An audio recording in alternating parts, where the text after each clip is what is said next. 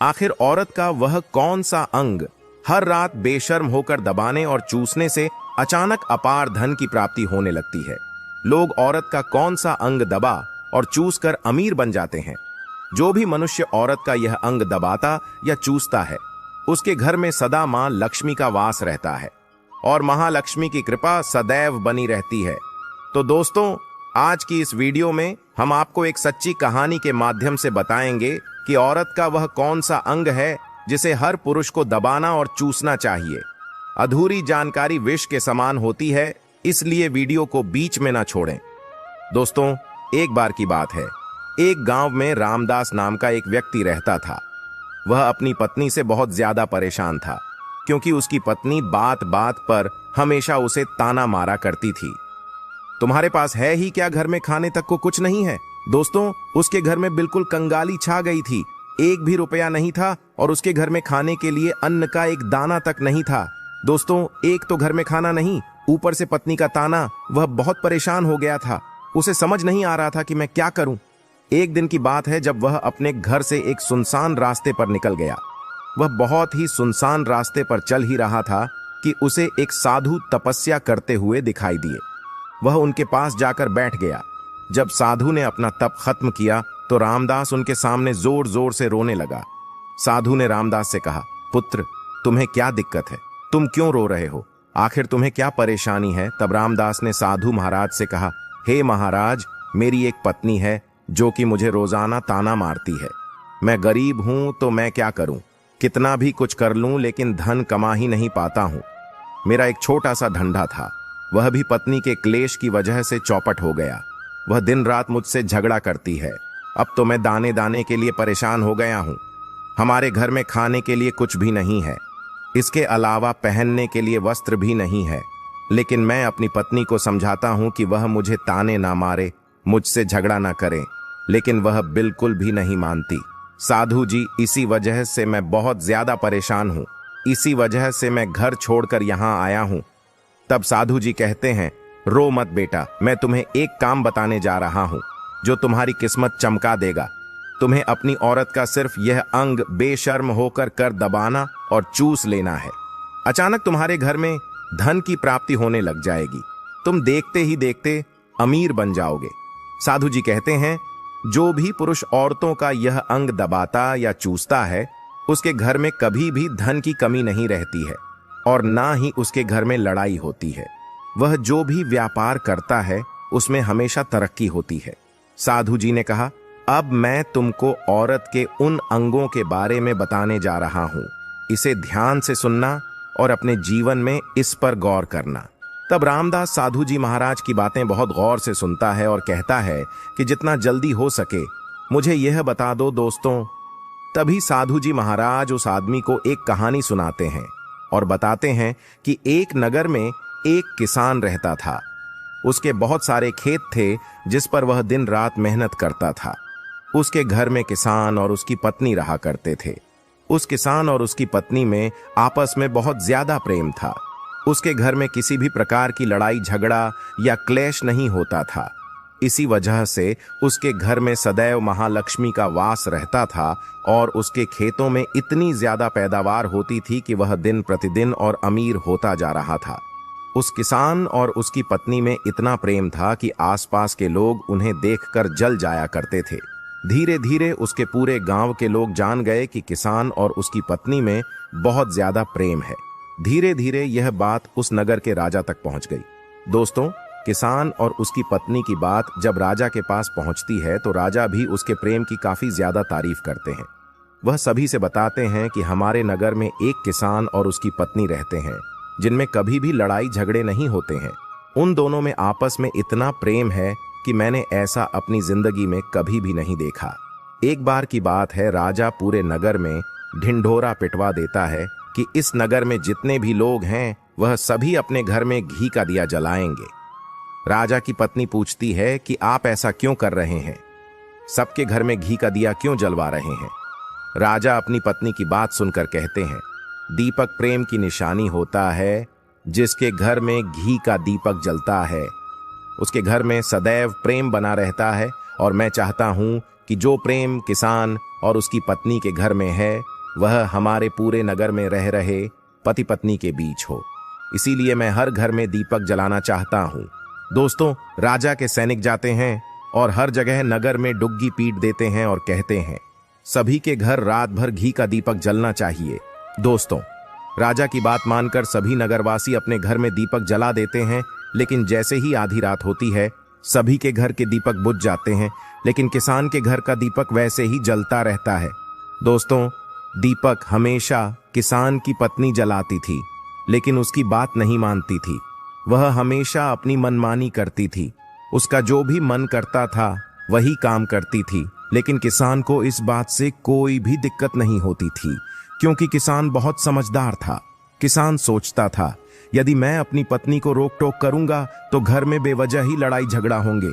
कई चीजें किसान इस वजह से अनदेखा करता था कि उसके घर में प्रेम बना रहे राजा अपने महल को छोड़कर पूरे नगर का नजारा देख रहे थे। उन्होंने देखा कि सारे नगर में किसी के घर में दीपक नहीं जल रहा है, लेकिन किसान के घर में दीपक जल रहा है।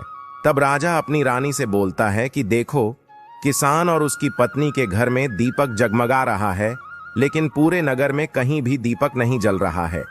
इसी से पता लगता है कि किसान और उसकी पत्नी में कितना प्रेम है। तब राजा की पत्नी राजा से बोलती है कि जो किसान और उसकी पत्नी में प्रेम है वह किसान की पत्नी की वजह से है, और इसी वजह से उसके घर में इतना ज्यादा प्रेम है। दोस्तों, जब राजा रानी की बात सुनता है तो कहता है नहीं, तुम्हारा सोचना गलत है।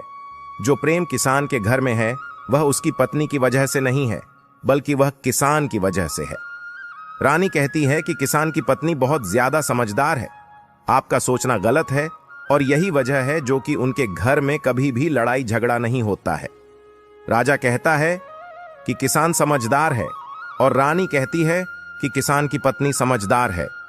दोस्तों, इसी तरह कुछ देर चलता रहा। इसी बात को लेकर राजा और रानी के बीच काफी झगड़ा हो गया। इसके बाद रानी राजा की दाढ़ी उखाड़ ली और राजा ने रानी को उठाकर पटक दिया। इसके बाद राजा कहता है हम लोगों को झगड़ा करने की जरूरत नहीं है, क्यों ना हम किसान और उसकी पत्नी की परीक्षा ले लें। सारा दूध का दूध और पानी का पानी हो जाएगा।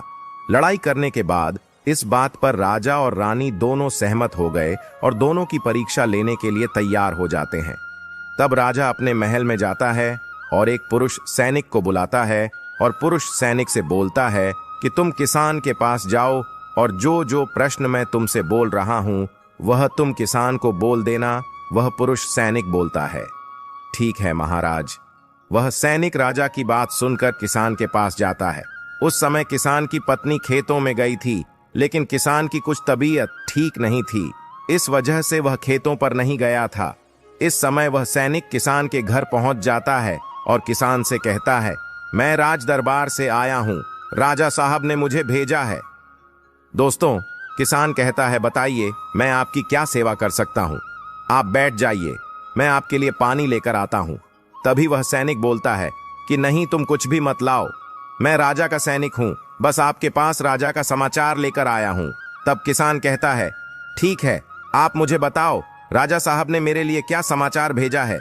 सैनिक कहता है किसान, राजा साहब ने यह बोला है कि यदि तुम अपनी पत्नी को छोड़ देते हो तो राजा जी आपको बहुत सारे हीरे जवाहरात और साथ में तुम्हारे जमीन से 2 गुना ज्यादा जमीन राजा जी आपको गिफ्ट में देंगे। इसके अलावा राजमहल का आधा हिस्सा भी आपको दिया जाएगा। लेकिन जो किसान ने जवाब दिया वह सुनने लायक है। किसान ने कहा राजा जी अपना पूरा राजमहल मुझे क्यों ना दे दे, लेकिन मैं अपनी पत्नी को नहीं छोड़ूंगा। जाओ और अपने राजा से कह दो किसान ने ऐसा कहा है। सैनिक जाता है और राजा को सारी बातें बताता है। इस समय रानी वहां पर सैनिक की बात सुन रही थी। सुनने के बाद रानी ने कहा आपने किसान की तो परीक्षा ले ली, लेकिन किसान की पत्नी की परीक्षा नहीं ली है। इस तरह से हम कैसे पता कर सकते हैं कि कौन समझदार है। इसके बाद रानी ने कहा कि अब मैं भी किसान की पत्नी की परीक्षा लेना चाहती हूं। जब दोनों की परीक्षा हो जाएगी तभी पता चलेगा कि कौन समझदार है। फिर रानी ने भी एक सैनिक बुलाया और कहा कि मेरी बात किसान की पत्नी को बोलना और याद रखना, यह बात तभी बताना जब किसान वहां पर ना हो। सैनिक ने पूछा कि रानी क्या बात बतानी है, वह तो बताओ। तो रानी ने सैनिक को सारी बात बता दी। सैनिक किसान के घर जाता है और उसके घर में आवाज लगाता है तो उसके घर से किसान की पत्नी निकल कर आती है और कहती है, बताओ क्या हुआ, क्यों ढिंढोरा पीट रहे हो? तो सैनिक ने कहा कि राजमहल से आया हूं, मुझे रानी ने भेजा है। किसान की पत्नी ने कहा, बताओ किस लिए आए हो? तब सैनिक ने कहा, रानी ने बोला है यदि तुम अपने पति किसान को मार देती हो तो आपको बहुत सारे हीरे जवाहरात रानी आपको देंगी और साथ में राजमहल का आधा हिस्सा भी आपको मिलेगा। इसके अलावा जितनी भी आपकी जमीन है वह तो आपकी रहेगी, लेकिन उसकी 2 गुना जमीन भी रानी आपको देगी। यह बात सुनकर किसान की पत्नी तैयार हो जाती है, कहती है, ठीक है, यदि मुझे रानी साहिबा देंगी तो मुझे मंजूर है, मैं अपने पति को मार दूंगी। तब सैनिक पूछता है कि रानी को कैसे पता चलेगा कि आपने अपने पति को मार दिया है?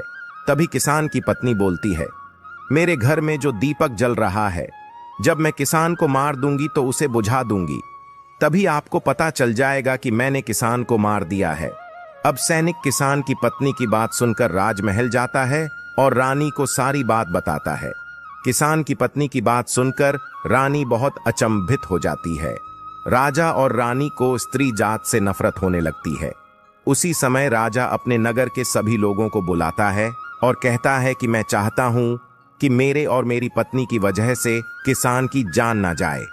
तुम लोग ऐसा करो, उस किसान के घर जाओ और सारी बातें बता दो और उस किसान को बचा लो, वरना किसान की पत्नी उसे मार देगी।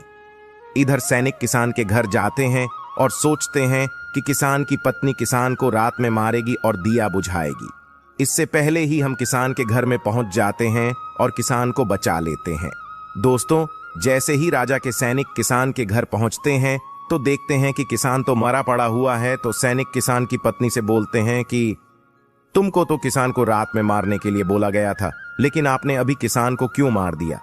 तब उस किसान की पत्नी बोलती है कि किसान को तो मुझे मारना ही था, रात में तो मुझे सिर्फ दिया ही बुझाना था, इसलिए किसान को तो मैंने दिन में ही मार दिया है। सभी सैनिक तुरंत ही किसान के घर से दौड़े दौड़े जाते हैं और राजा रानी को सारी बातें बताते हैं। राजा और रानी क्रोध से आग बबूला हो जाते हैं। इसके बाद राजा और रानी किसान की पत्नी को बंदी बनाकर लाने के लिए अपने सैनिक से कहते हैं।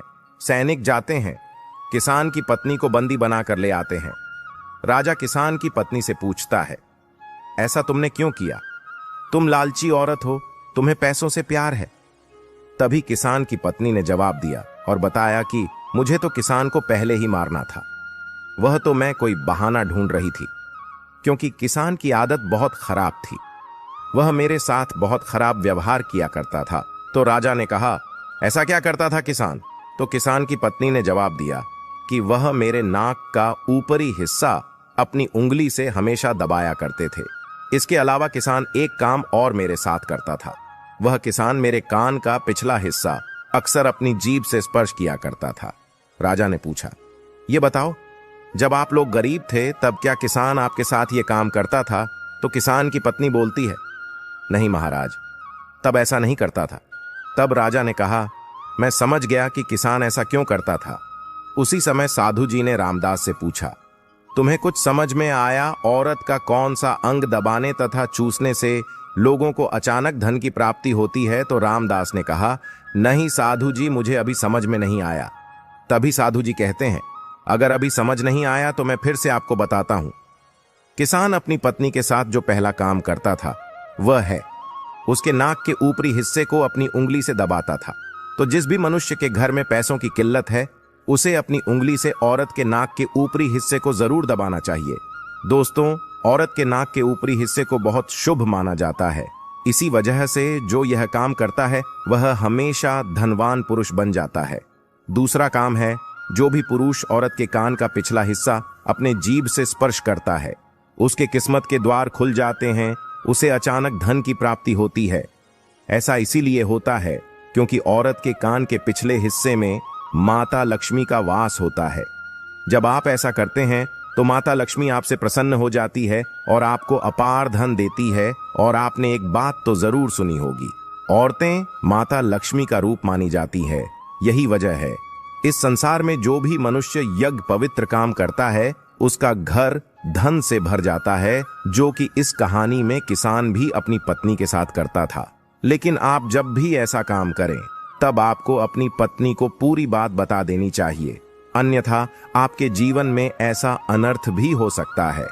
दोस्तों, आज का ज्ञानवर्धक वीडियो कैसा लगा कमेंट करके जरूर बताएं और हाँ, कमेंट में हर हर महादेव लिखना ना भूलें। धन्यवाद।